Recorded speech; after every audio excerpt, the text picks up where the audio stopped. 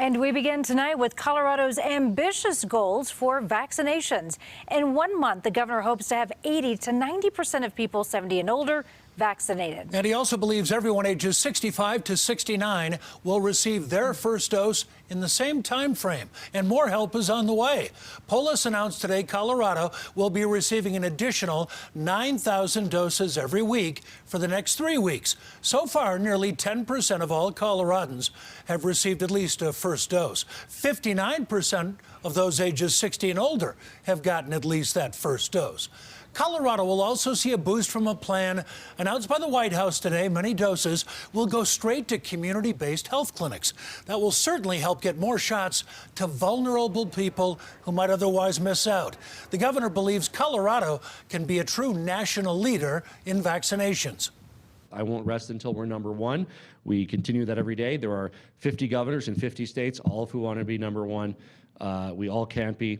But we're going to do better than the Rockies, better than the Broncos. We are going to remain in that top tier.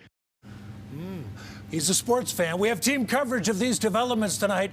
Andrea Flores on the state's mission to vaccinate older Coloradans. I want to start, though, with Alan Janae and a group left waiting. Alan, we're talking about the up to 20,000 Coloradans with intellectual and developmental disabilities.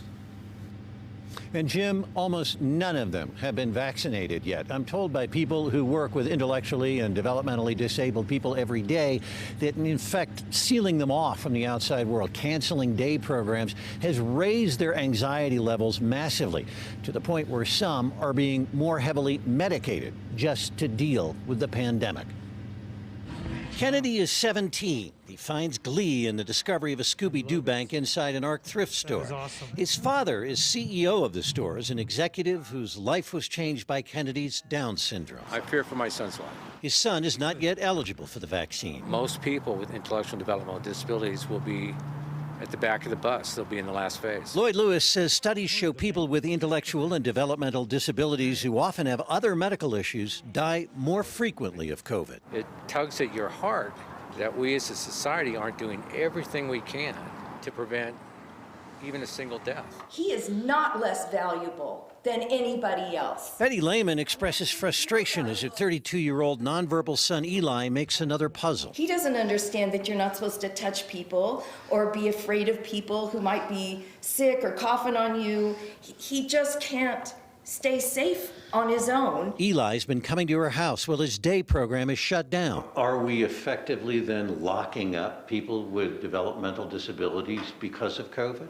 Yes, we are. She believes no one is listening, and her son cannot speak for himself. You know, he gets sick and dies. Who cares?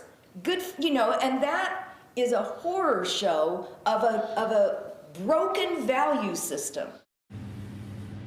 They've tried to make their case to the state, but they've gotten nowhere. I didn't get an answer today either from the state. Now, Kennedy is currently in phase 2, scheduled to start in the springtime because Down syndrome is a criteria for phase 2. But he has other medical issues, but none of them would move him up into phase 1. Eli, he is phase 3 because his developmental issues and his autism are nowhere in the criteria to move him up for a vaccine.